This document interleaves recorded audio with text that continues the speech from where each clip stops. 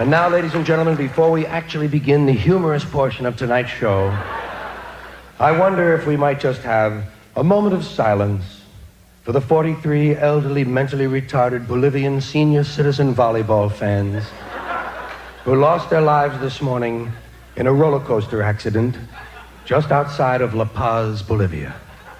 Apparently, they all stood up on a turn and went flying off into the cool, crisp morning La Paz air, and, being heavier than air, landed in the funhouse. So I thought it might be appropriate for us tonight, as I say, to have just a moment of silence for the 43 elderly, mentally retarded, Bolivian senior citizen volleyball fans who went off of the goddamn roller coaster into the goddamn funhouse. And in case you think this is a moment of humor, a time to be joking, a time to be poking your neighbor in the ribs, I ask you to please put yourself in a Bolivian's place. In fact, put yourself in your own place, but put that place in Bolivia for just a moment. Think of yourself visiting Bolivia, watching a Bolivian comedian in a Bolivian theater, and he says that some mentally retarded American volleyball fans were tossed out of a roller coaster, and he wants a moment of silence, and you're sitting next to some Bolivian jackoff who's giggling through his nose. Might I say you'd be highly pissed? Might I add, rightly so. So, ladies and gentlemen, please, let us consider the many grieving Bolivians in our audience tonight.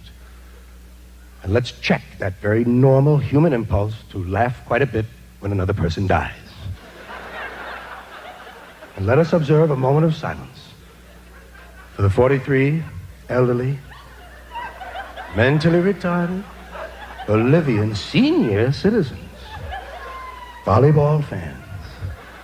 Not to mention the poor unsuspecting fuckers in the funhouse.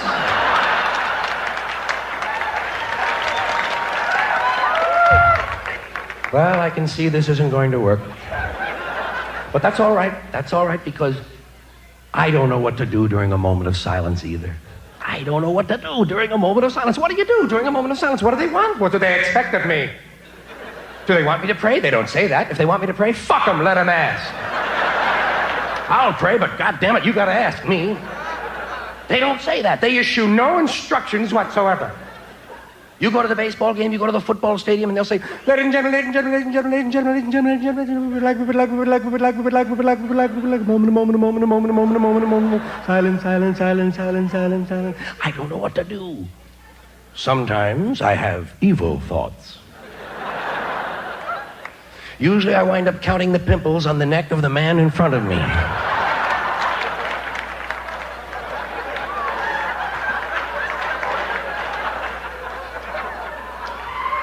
Looking for a whitehead with a hair growing through it.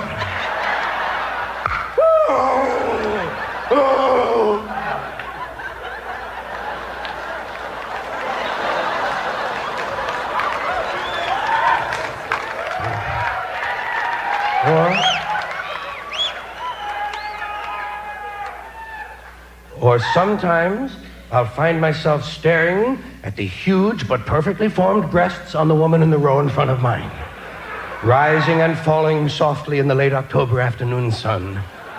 And my thoughts turn gently romantic. Wow! Look at the knobs on her! What fucking knobs, man! Knob City, USA! I think I'm gonna get down to the refreshment stand and buy myself a weenie and conceal it in my pants. And then come during the halftime activities, I'm whipping out the weenie. Then I'm gonna eat the weenie and force her to watch me.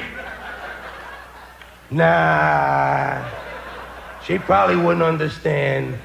It's my way of asking for a date.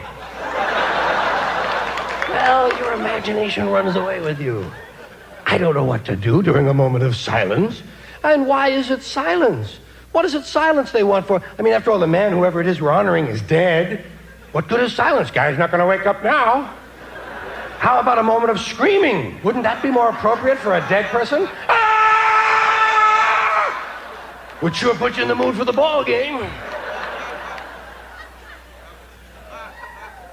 And why is it always the dead? What's this favoritism toward the dead? about the dead? What about the injured? What about the injured? You always have more injured than you have dead in any good accident. How about a moment of muffled conversation for those who were treated and released? I've always wanted to be treated and released. Usually, I'm treated and detained.